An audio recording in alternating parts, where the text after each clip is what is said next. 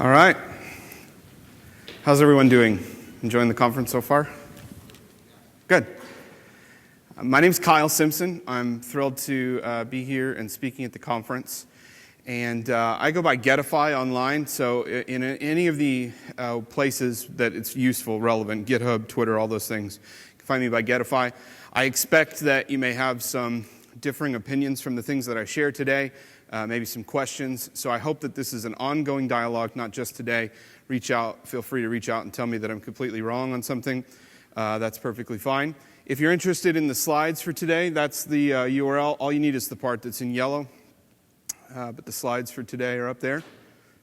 This is a new talk for me. Browser versions are dead. And it's a slight departure from the talks that I typically give. The talks I typically give are very heavily dev-related, where I throw lots of slides with tons and tons of code up there. And that's kind of my comfort zone. And this talk is equal parts, I'm going to offend you, and then equal parts, I hope I'm going to inspire you. So it's a very different style of talk, but I think and hope and believe that this might be the most important talk I've done. I do a lot of talks all over the place. I'm a writer. I've written an HTML5 cookbook. If you don't already have one of about 20 or 30 different HTML5 books that are out there and you're interested, this one's out there.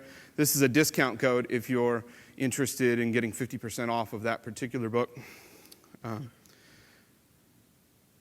I'm enormously interested. I've bet my entire career on JavaScript and HTML5.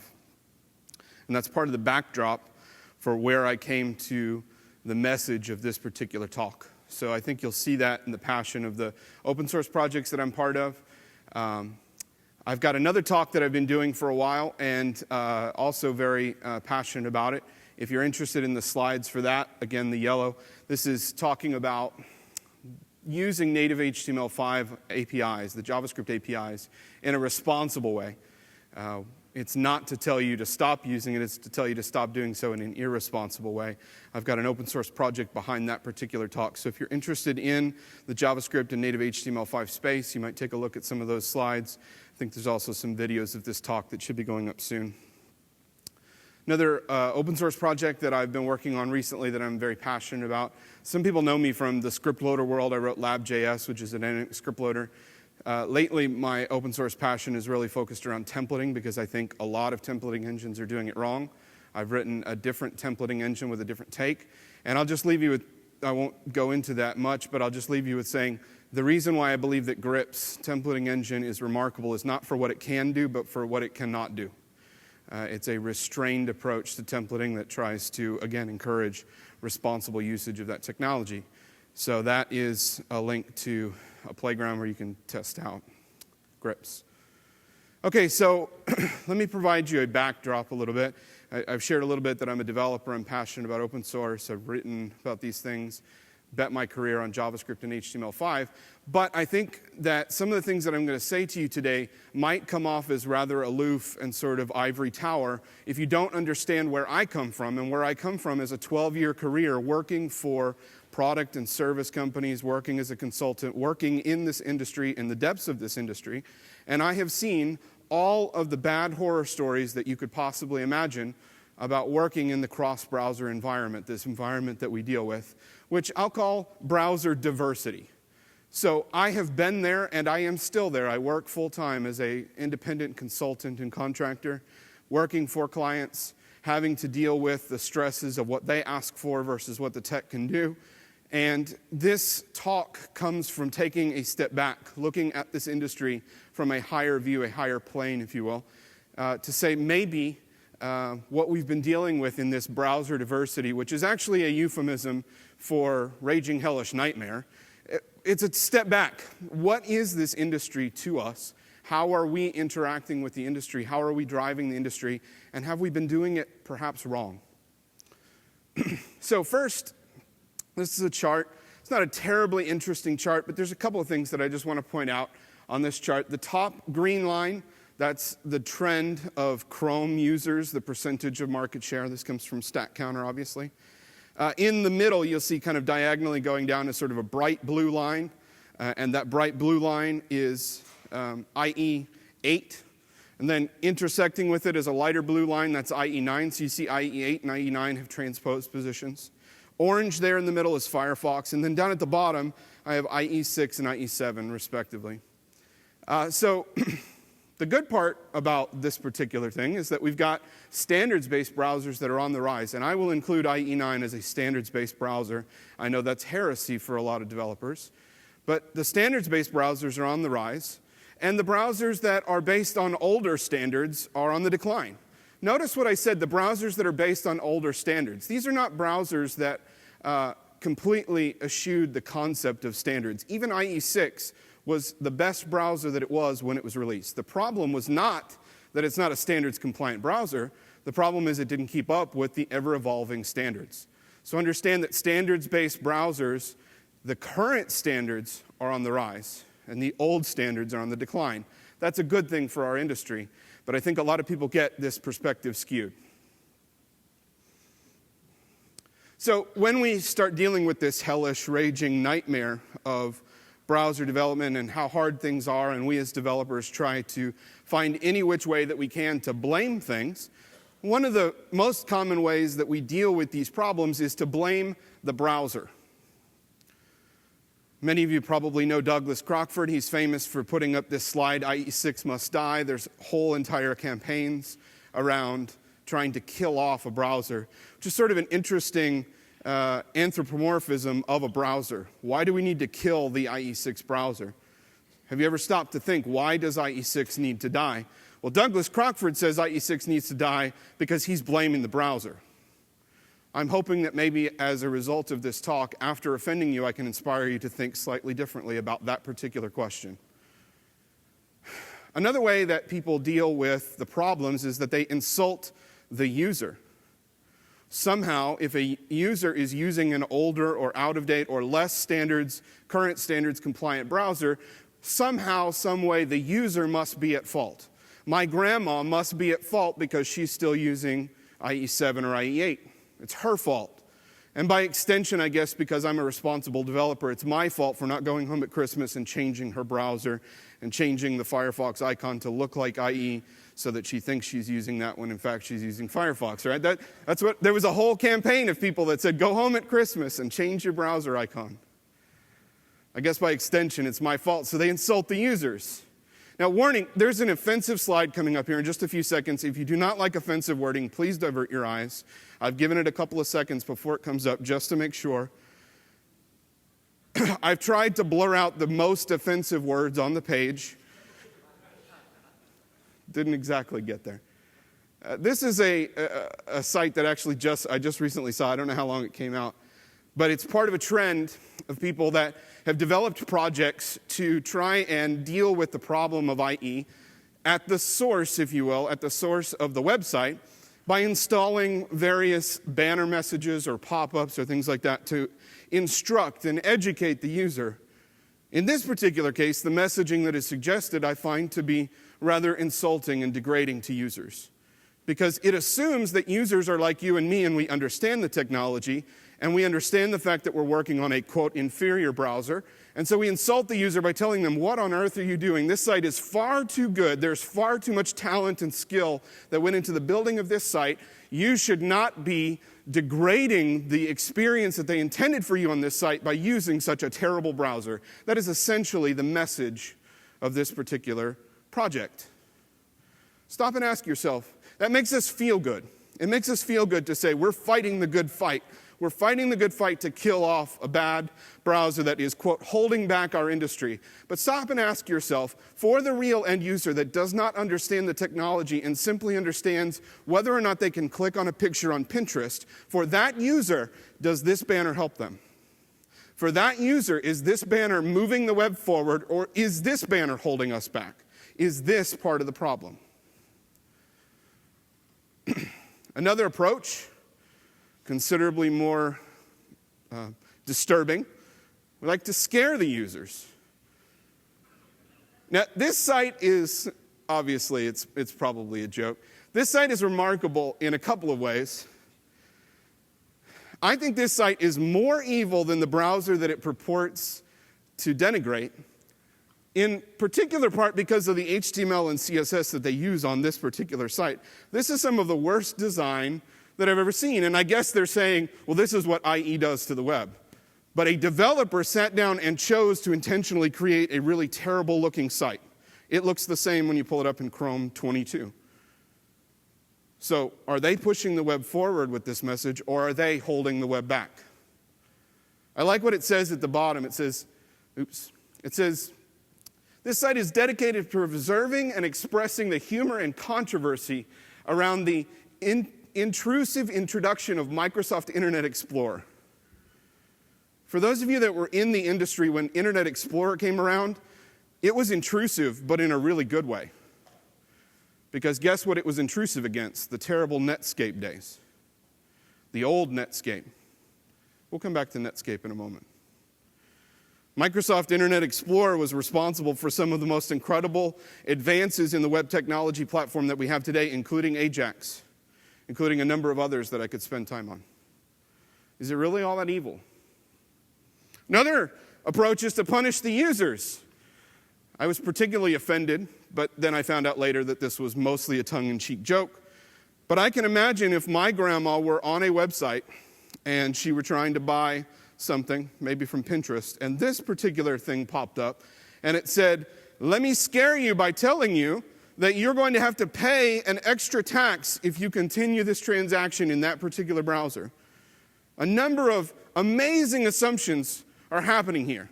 That my grandma has a choice in which browser she's using, that she understands the browser, that she's not so offended by this that she doesn't go to some competitor's website, and so on. If I went to a site that looked like this, my reaction would not be in the positive. And I think for most users that is true. Is this moving the web forward, or is it holding the web back? Is it living in the past? Another approach, let's annoy the users. This is my favorite category, a number of examples, annoying the users. Lots of good intent here, but is the implementation really all that helpful and successful? IE6 no more is one of those examples. I don't have an actual example of the pop-up, but it pops up something to tell you you're using IE6 and you should stop using IE6. Sounds great in theory. But in practice, the reality is actually rather opposite. When you look at the statistics for the people that are using IE6 still, low 3-4% on most websites, and some websites way, way lower. Have you ever stopped to ask yourself, why are those users still using Internet Explorer 6? Think about the web that they experience from day to day. Do you think that when they show up to your website, they are profoundly depressed and offended that your website doesn't look as awesome as when they have Chrome 22 open? Probably not. They're probably on IE6 because they A, either don't understand it, or B, they have no control over it. In either case, at this point, especially with as much advocacy has been done on this topic, they're a lost user. You're sticking up a banner in front of a person on IE6 and telling them you suck because you use that browser. And they most likely have no choice in the matter. Are you helping the web? Are you pushing the web forward? A slightly better designed version that gives you some choices of which browser to use. Upgrade your browser. What's interesting and striking about this example is that you actually get this pop-up on some websites when you go to it in a recent version of Firefox. That's interesting. I've gone to websites, I don't have examples here in the slides, but I've gone to websites where I had the very latest bleeding-edge Firefox browser open, and I got a message that says, to experience the fullness of the web, use a modern standards browser like Chrome. Is that pushing the web forward, or is it holding the web back? Is it the same sort of mentality that actually locked us into IE when it came around and people said, let's be superior, let's turn our nose down at those people that like to use Netscape, and let's lock all of our technology proprietarily into IE?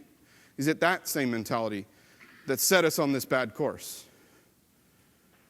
Oh, there was a really important message on that slide, but this damn Google Chrome frame pop-up, which, by the way, pops up in such a way that I can't even see the close button, pops up over the top of it. Now, I understand the intent behind Google Chrome frame to improve the technology behind Internet Explorer's rendering by replacing it.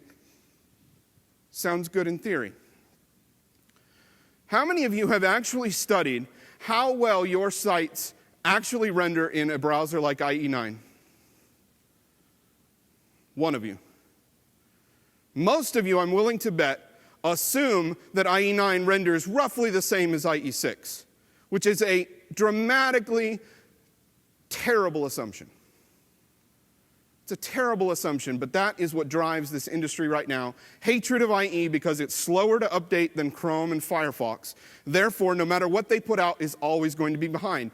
And I'm not going to disagree with you that it will always be behind, but it's for a different reason than you think.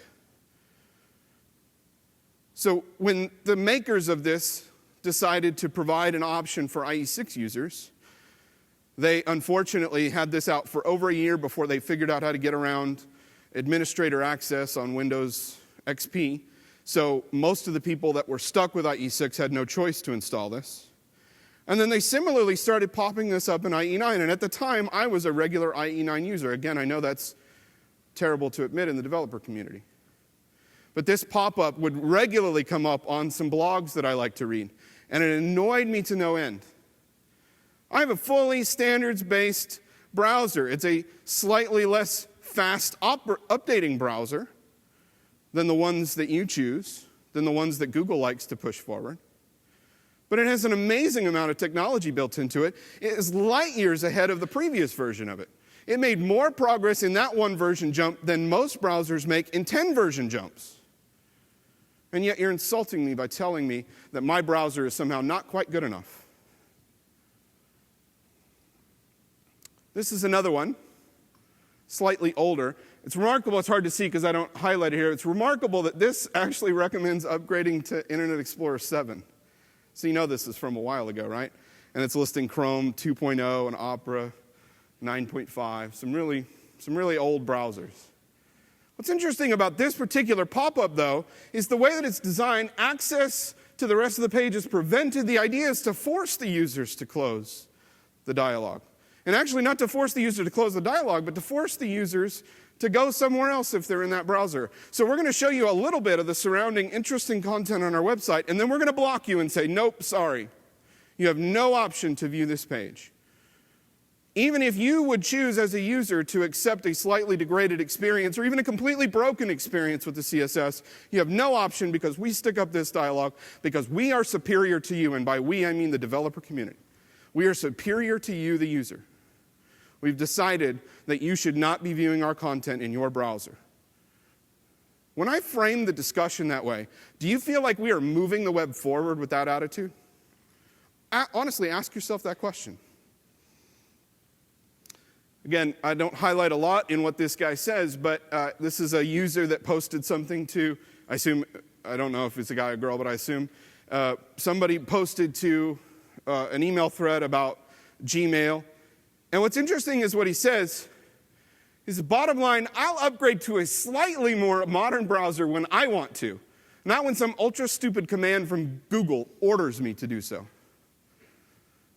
Well, this guy probably knows a little bit more than your average grandma, but he represents an important perspective that we're not taking into account. The perspective of people that know what they're doing and choose to do something different than what you, the developer, would say is okay and acceptable. For whatever reason, this guy said, my Firefox 3.6 is cool for now. I know Firefox 4 is out and all that, but I'm cool with 3.6. Who are you to tell them that that's an unacceptable way for them to experience the web?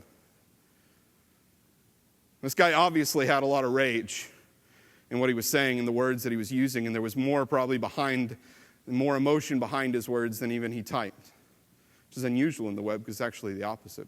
We'll see the rage face again here in a little bit. Another approach, confuse the users. This is baffling to me. Some websites actually took on the approach that said whenever you show up to their website in a browser that is inferior in their opinion, they redirect you to this page or to other pages. This was actually a campaign put on by the Web Standards Project. It said redirect everybody to this page. Do you think if my grandma went to Pinterest and got redirected to this page, is she going to be able to do anything useful or actionable with the material presented on this page? And I would say to you, no. We made developers feel really good. We felt like we were fighting that good fight, but we alienated the users that we're supposed to be developing content for. This is an upside-down perspective on this industry. This is part of what's wrong with what we've been doing for over a decade. Okay, well, let's try to be a little bit more helpful. Let's try to educate the users. There were public campaigns. We know when something shows up on CNN.com's technology page, it's legit. There was a campaign, and you'll notice that this was back in August of 2009. But there was a campaign to try to educate users on why they should get off of IE6. You know, it's interesting to me about this article. Let me just read some of the smaller text that's hard to read. The designers say Internet Explorer 6, which was released in 2001, and since has been updated twice by Microsoft, is crippling the Internet's potential and slowing down the online experience. They also blame IE6 for giving webmasters a collective headache because they have to write special hacks into web code to accommodate an outmoded browser. Boo-hoo. Is that really educating the users? We go and whine about how hard it is for us to do our craft? And that's how we train people? Even more interesting, up here, they say that the 8-year-old browser is stalling future development. What on earth are they talking about? Do you think browser vendors feel, even Microsoft, do you think that they feel that the presence of Internet Explorer 6 in the marketplace right now today is preventing them from moving standards forward? I would give you plenty of evidence that it is not. The presence of an old browser is not holding back the standards. It may be holding back your developers from feeling like they can jump into the deep end of the pool. But it's not holding back the technology. It's not holding back the platform. The platform is better and more exciting and more awesome than it has ever been, and it's getting even better even as I speak right now. That's part of why I've bet my entire career on this platform. So another approach is to just simply ignore the users. I saw this tweet recently. User reports that our new responsive HTML5-based Flash-free website does not work in Internet Explorer 7. Nobody cares. See, the interesting thing about this is that I think he may have come to the right conclusion, but for the wrong reasons. He may have come to the conclusion that caring about those IE7 users is not all that important, but I think he came to it based upon a faulty assumption about how the web works. We'll come back to that later. Another approach, let's blame the old tech. Smashing Magazine. Old browsers are holding back the web, just like that CNN article I talked about. Oh, really? How are they holding back the web? They're holding back web developers, but that's in your control. The one thing that you cannot control is how users use the web. It's not holding back anything for them. They have just as much choice, in fact, more choice now than they ever have, to do awesome things and to experience amazing things and to choose their experience depending on which browser they like. They got more power and more opportunity than they ever have, and yet we want to stand around and sort of point the finger at each other and say, well, it's that browser's fault that we're not pushing forward fast enough. That's a ridiculous concept. I like this. I pick on Doug Crockford quite a lot in my talks. Doug Crockford, the past is the enemy of the future. Again, this is a quote that has a good spirit behind it, but I think it's wrong in practice. For you to sit there and drive with your eyes in the rearview mirror is to miss out on the power and the capability of the fast super sports car that you're driving. Focusing on only what's wrong in the past is going to prevent you from moving the web forward. It's going to prevent that future. But it's not the past that's doing it, it's you focusing on it that will prevent that. This is a website that was comparing two screenshots, an early version of Chrome to IE6, and this, if you look closely, is an ACID 2 test. Boy, I tell you what, this is a super relevant set of web technology, right? We love to go to websites that display a little Pac-Man happy face, right? I mean, how relevant is this even? The fact that IE6 struggles to display something in the ACID 2 test does not really concern me all that much. But for some developers, it really gets them up in arms. Read what it says here. You spent double the amount of time trying to fix it. And he goes on to whine and complain about how hard this is. Okay, so maybe we'll just hack around the old tech. This is awesome, right? CSS hacks. Maybe hard to read those comments, but it says the top line is where we're hitting standard browsers, and then IE8 and below, and then IE7 and below, and IE6 and below. Somebody actually had time to sit around and try all these different weird character conventions and on orders to try to figure out which versions of these hacks worked in different browsers and only in those browsers, so that you could somehow figure out how to target your CSS specifically to that browser. And I found that most of the time, the reason why people did things like this is things like the double float bug in IE6, which you may be familiar with, where if you have a floated thing that's got a margin on it, and it'll double that margin when it's been floated in IE6. It's terrible. Completely breaks the web, right? Having all that extra white space, it's horrible. Let's completely cripple our industry for a decade or more because we're worried about some extra white space. Doesn't seem all that reasonable, does it? Again, maybe a little hard in the lighting of this room, but this is conditional style sheets. Something that everybody claimed was just the second coming of web technology. When IE started doing this and we started rediscovering, we don't have to do all this hacks. We'll just write completely new style sheets for each version of the browser. Then we'll conditionally include them. And I believe that this sort of practice is part of what led to us basically declaring that CSS is an unacceptable platform for us to develop in, so we have to use tools like Less and Sass and Stylus and all that other, because we cannot write CSS anymore. Part of the reason is because you're writing 5 damn style sheets. It's part of the problem. Again, so that you can make sure that there's exactly pixel perfect the right spacing on your page. Okay? Oh, this is awesome because I'm a JavaScript guy. Anybody seen code like this? Now, I did not include a slide about user agent sniffing, but let me just say, user agent sniffing is 1,000 times uglier than this. But this is sort of the higher level of JavaScript thinking. And I actually had code like this in one of my open source projects as recently as a year or two ago that sniffed for browsers by looking at these weird properties. And guess what? One of those broke. I think it was the Mozilla line that broke. But I had code like this because I had a whole bunch of forked behavior in my JavaScript. I loaded different content and different CSS and did different things with JavaScript based upon the results of these things. Does that look like the kind of code that we should be writing in a standards-based approach to the web? No. But that's what we did. We just subtly agreed that that was all we could do with our web platform. Hack around all the old tech. Oh, this is another great example.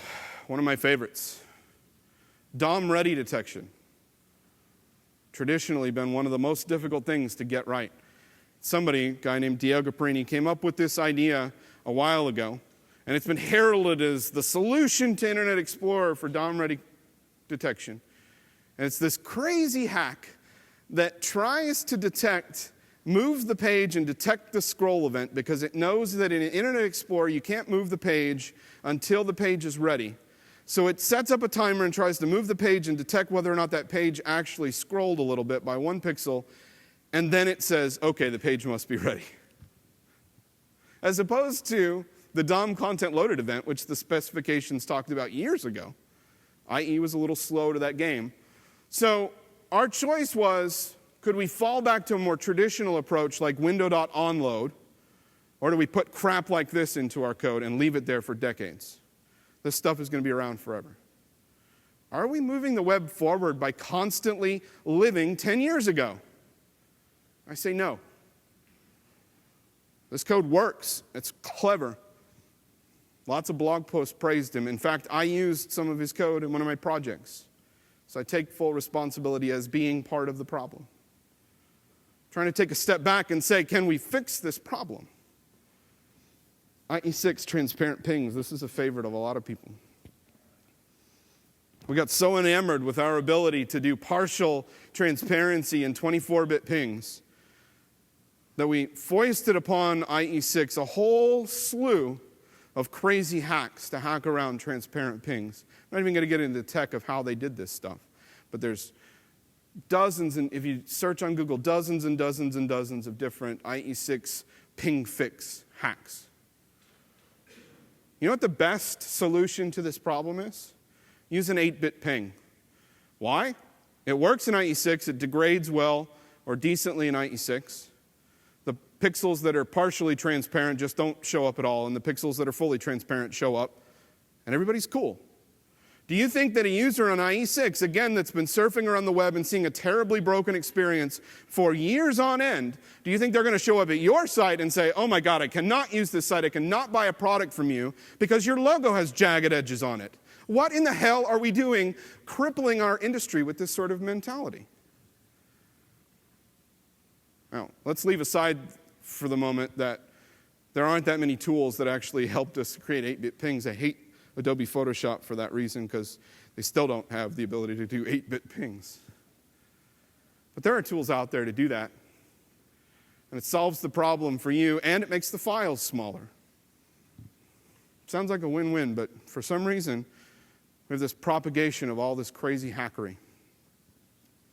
It's another example. He was talking about the ping hack, and he says, I'm not going to bother to fix it. Somebody was complaining that it wasn't working right now. I'm just not going to bother. I'm sick of hacking IE6 bugs.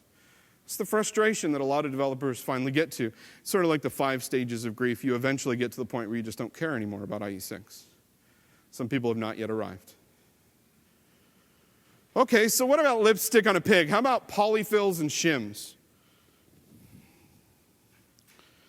Polyfills and shims, for those of you that aren't aware, that's the technique of taking something like HTML5 video, backfilling it into an older browser that doesn't support HTML5 video by using something like Flash. Well, that's awesome. That's definitely moving our tech forward.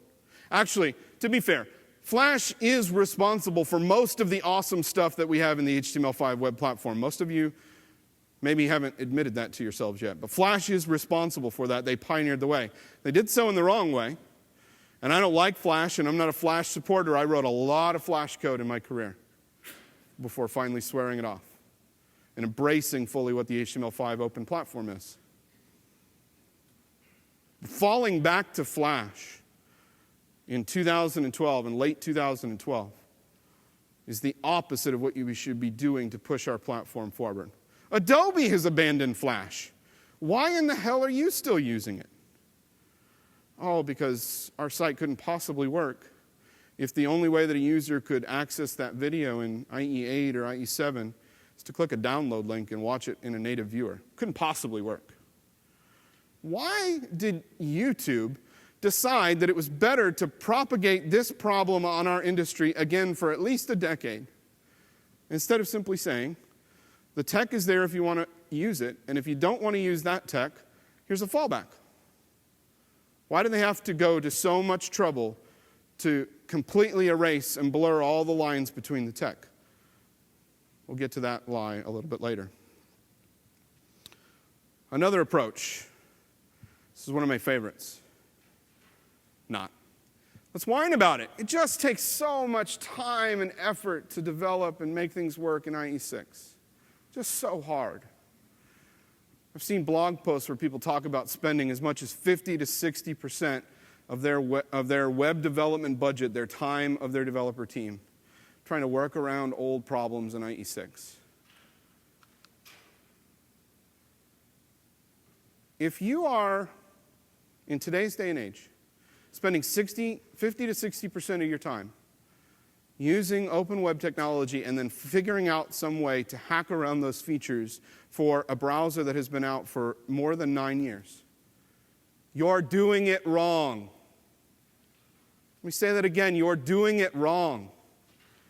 How about you learn your craft? It's not that hard. This technology is not that radically different from IE6 versus IE9. Light years above in terms of some new stuff. But the difference between the JavaScript that you write in IE6 and the JavaScript that you write in IE9 is just not that hard. I know there's a whole host of assumptions that we'll come to in a moment about why you do those things, why you jump through all of those hoops. But I would suggest to you that there is evidence that you're doing something wrong if you're spending that much effort on a browser that only has a handful of people coming to it. There's probably a reason why you're doing so, but we'll tackle that in just a moment. I would say get over it. Get over the fact that your website doesn't work right in IE6. This is a radical shift in thinking.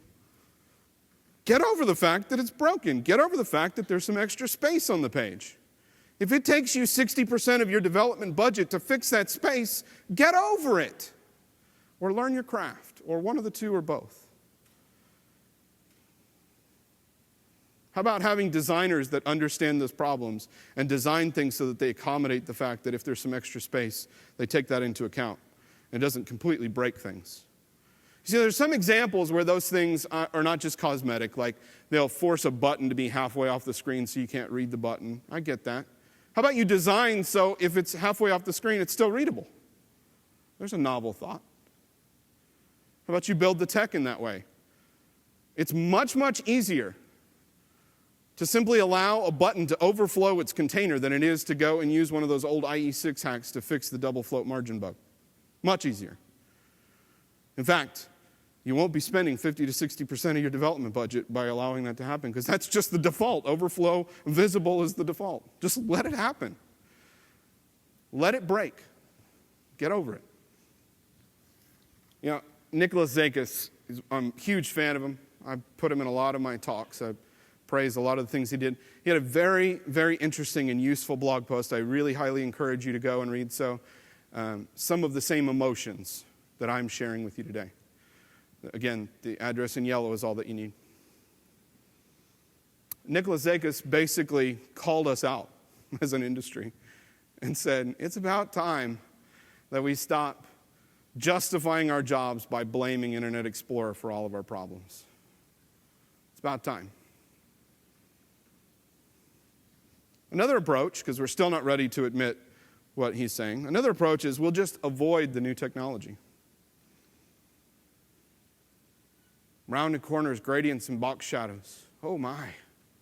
Those are all these awesome things that our designers get designer happy with in Adobe Photoshop, and they hand us a design, and that's a completely done deal. As soon as they hand us a design that has a gradient in it, we must implement that gradient exactly as they designed it.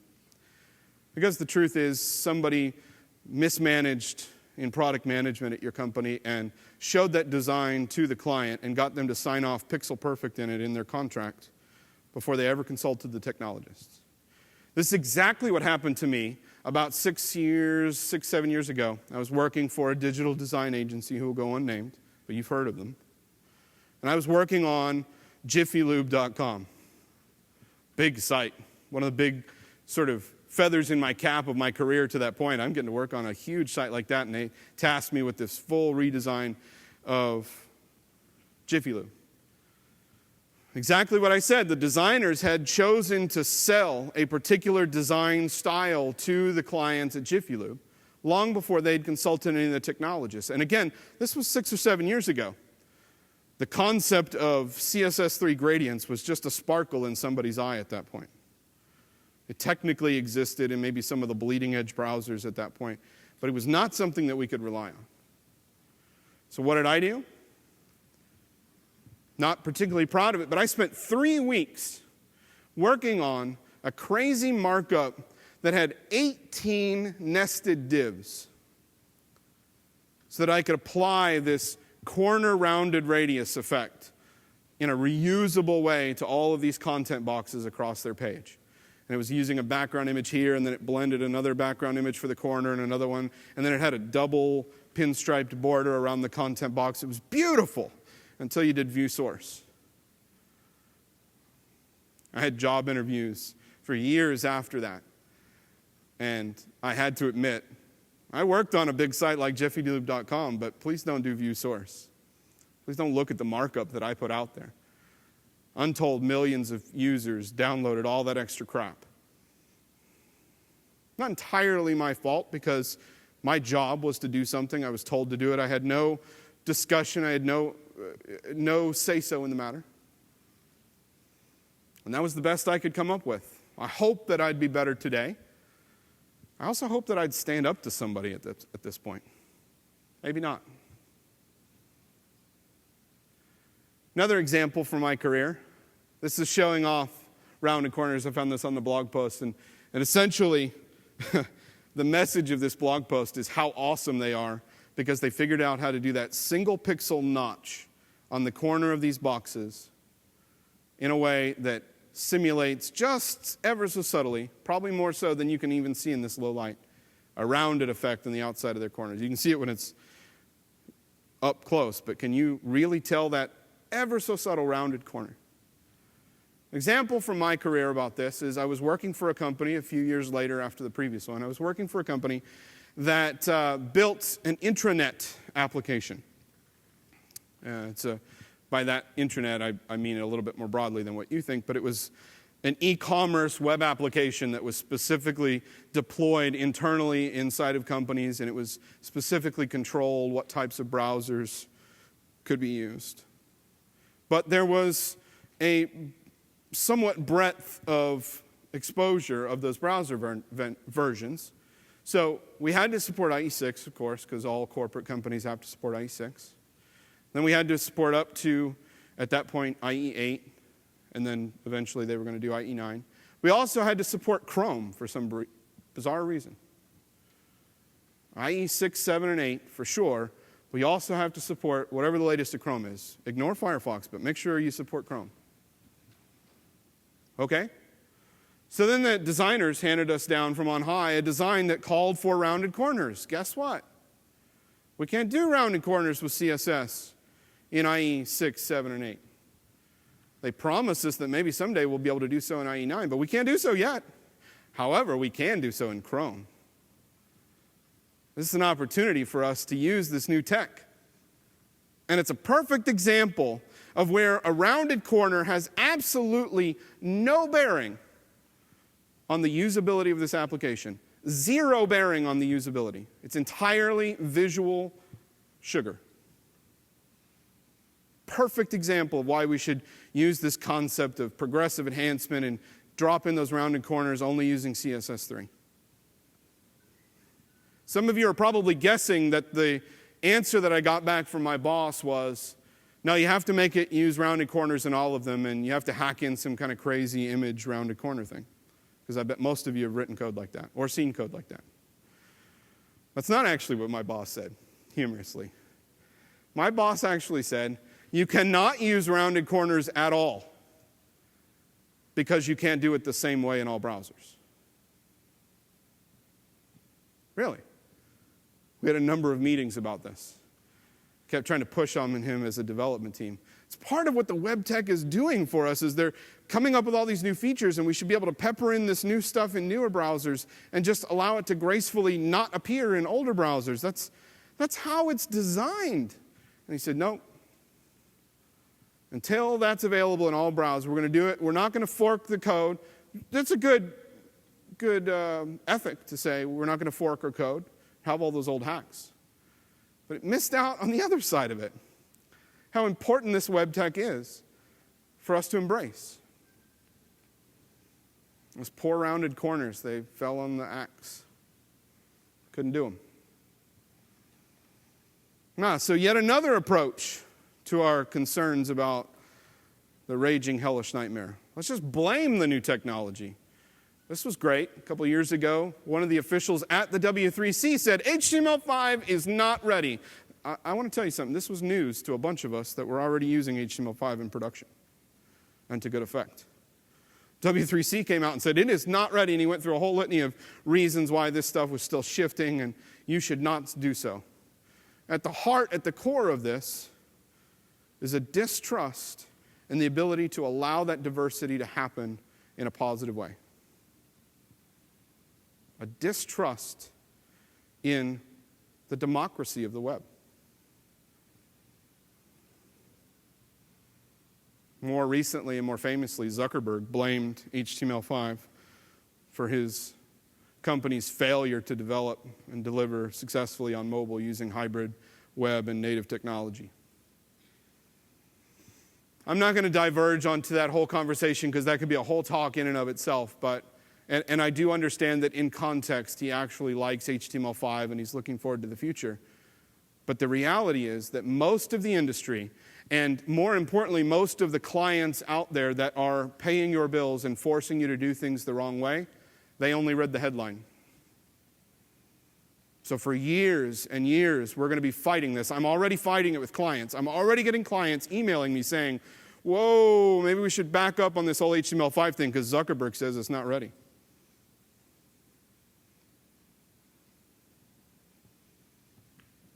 I'll agree with this one. There's a whole political argument about vendor prefixes. You can say they're good, you can say they're bad. That is actual CSS that showed up in a site, which is nuts. It's actual CSS that people had to write, and in most respects, they actually didn't write it. They probably used less or Sass or something, but the fact that that crap is getting shipped to the browser is bad.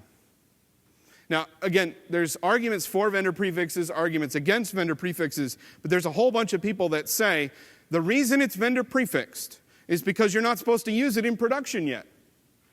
And I would argue back with them, if you're not supposed to use something that's vendor prefixed in production, how are you ever going to be informed about whether or not it's ready to standardize and unprefix?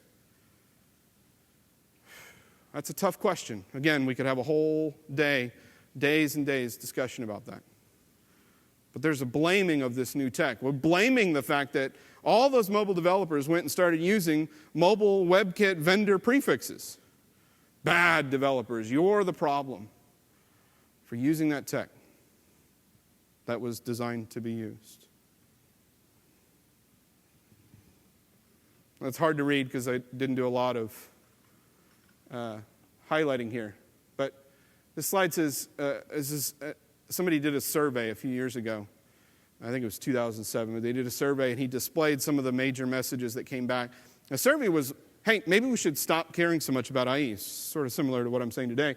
And these are the responses he got. My boss will fire me if my sites don't work in IE6 because 52% of internet users are still using IE6. So you know it was a few years ago when that stat was still true. Somebody else said, just display a message in a yellow bar. You're using an outdated browser. Please upgrade your browser to IE6 users. We've covered that. If it's a personal project, you can ignore all the IE6 users. But for professional or commercial projects, you definitely can't live without them.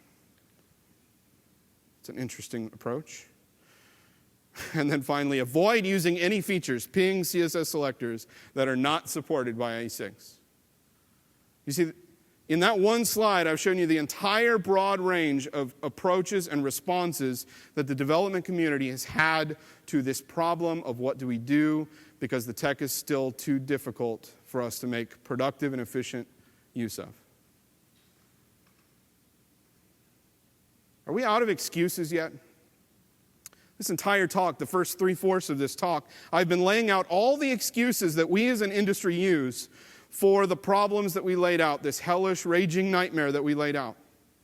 And I've given you example after example of different ways that people came along and said, well, I've got finally the right approach.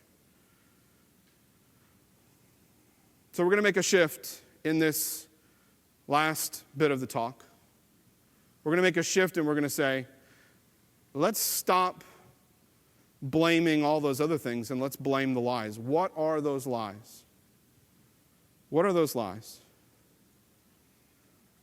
This is one of them. This site has to look, feel, and behave the same, exactly the same in all versions, all browsers and all versions. That's a lie that has been foisted upon our industry by a couple of different parties. And we accepted that lie so completely that we've actually embraced that lie as the actual essence of our industry. This is the way things work. Our goal now is to make everything look exactly the same no matter which browser you choose. In reality, we're actually fighting against the way that browsers are actually designed to work. I worked for Mozilla for 9 months. And I can tell you, they're not sitting around hoping that every site looks and feels and behaves exactly the same. They're pushing on all these things, trying to come up with new ways to do stuff. If you look at the new HTML5 form elements, you'll see a whole wide range of stuff that they're doing that's completely different in Opera than it is in Chrome or Firefox. We haven't figured this stuff out yet. It's not supposed to look the same and behave the same. Your boss is one of those people that bought into that lie and told you that lie and is forcing you to behave the way you behave. This is reality. And unfortunately, our bosses make those decisions. Clients make those decisions. Clients have bought into the lie that that's the way the web platform works, so therefore that's the way I must work. They've bought into that lie, and that's how they operate. Marketing departments. Now, wait just a moment. Marketing departments, what do I mean by that? How many of you work for a product or service company right now that delivers its application through the web? Probably over half of you. Most of you, I'm willing to bet, have a marketing department that has somewhere on your website a page that says supports, and then it lists some arbitrary set of browser versions. It's what I like to call Crazy Town. This is a very cool page. You can go and look it up. Browser version history, I think, is what I used to look it up. You see, all these every one of those circles is a different version in a timeline, and this is actually a much, much bigger image that I couldn't even fit onto the slide. But you can see in the middle, that orange line is Firefox. You can see that they've rapidly sped up. At the very bottom, Chrome. Good Lord, it's browser version soup down there. Let me say this. If your business is dependent upon you, and if your development team's success is dependent upon you having a rational strategy for browser support that's based on browser versions, you failed before you started. Because this is an impossible matrix to go through. What's another lie? Well, it follows from the first, and it follows from all the things we've been talking about today, that browser versions still matter. They did at one time. I'll give you that. But they haven't for a really long time. Analytics has told us this lie, interestingly. We go and look at our analytics, and it tells us that there's XYZ, X percentage of users that are still using IE6. And somebody else in your company arbitrarily says, the limit is, if it's above 8%, we must still support it. So your analytics have supported that lie by giving you the fodder or giving your boss the fodder that he needs to say, you got to keep still supporting IE6. Somehow magically, as soon as it goes to 7.9%, we're cool. We don't care about those users anymore. Until it's below 8%, we still got to care about them. Bloggers. I could go on and on about all the different websites that are out there that are trying to convince us to do all these things that sound really healthy and interesting and useful and productive. Like look at your analytics and look at the trends and pay attention to that stuff and only develop, pragmatically and have a sliding scale. It's all feeding into the lie because it's missing the point that the browser version even matters. Finally, again, your marketing departments. And your sales people, they're out selling people on these arbitrary marketing labels.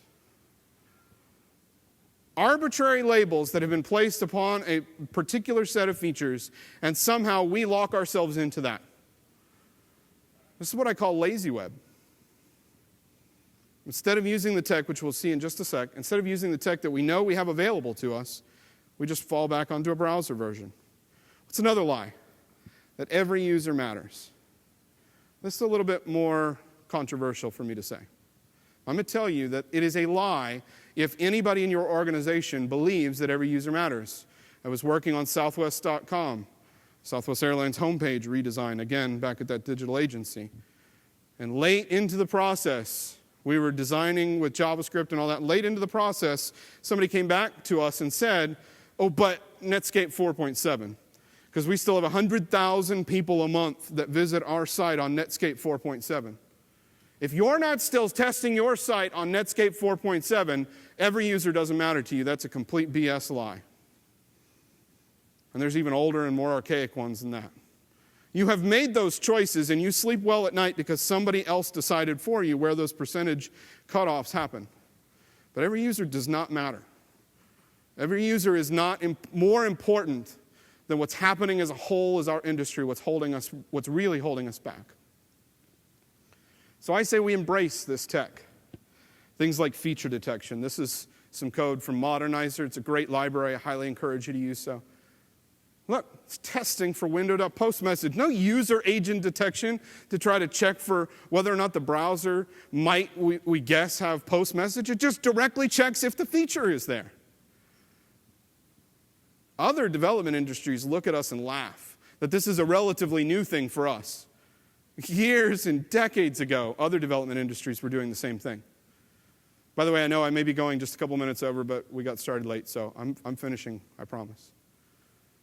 CanIUse.com is a great website, lists a grid of browser version support. That's the part that I hate, but if you want to go and see what's actually out there and what's available, embrace that. You can say, if I don't care about the old IE browsers anymore, just feature detect for that stuff and not care if it's not present. Graceful degradation, which actually in reality is part of what gets us into the problem. So I call it oh well degradation.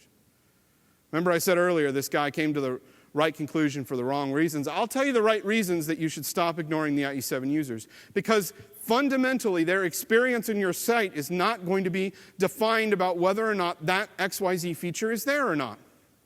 And if so, it's not worth doing all the extra work that you have to do to put that thing back in. That's one of those every user doesn't matter moments. But it's rare. It's not as bad as you may think. Don't believe all the FUD. That if that one user can't finish their e-commerce purchase, your company is going to die. It's not true. So it comes back to a fundamental misunderstanding of the term supports. When we put supports IE7, supports IE9, what most developers mean by supports is we have a full set of regression unit tests based upon checking our system in that browser. And we go to all of this effort to try to make sure that it works exactly the same way in that particular browser. That's what supports means to you, but that's not what support means to grandma. Support to grandma means, can I pull up and look at some pictures? Can I read some text?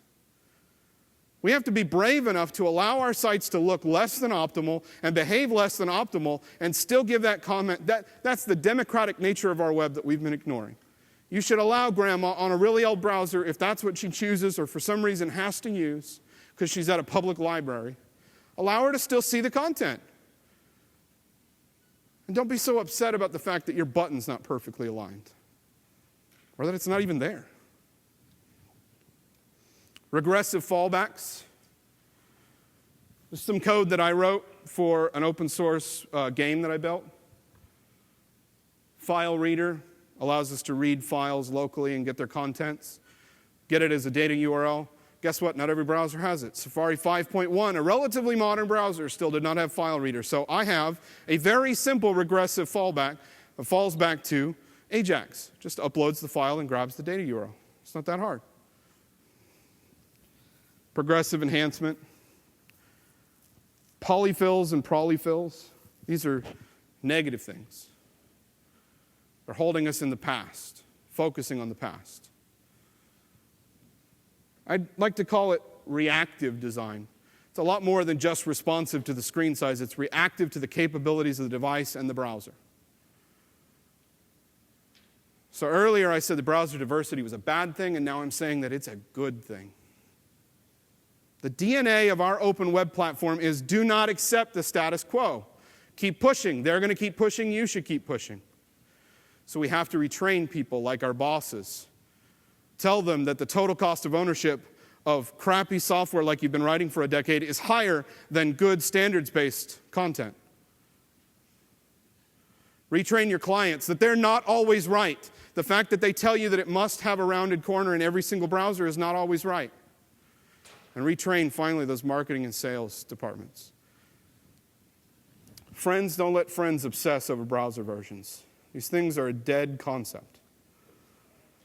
So let's reset our thinking. Let's rethink. Let's rethink the way the web works. Thanks a lot.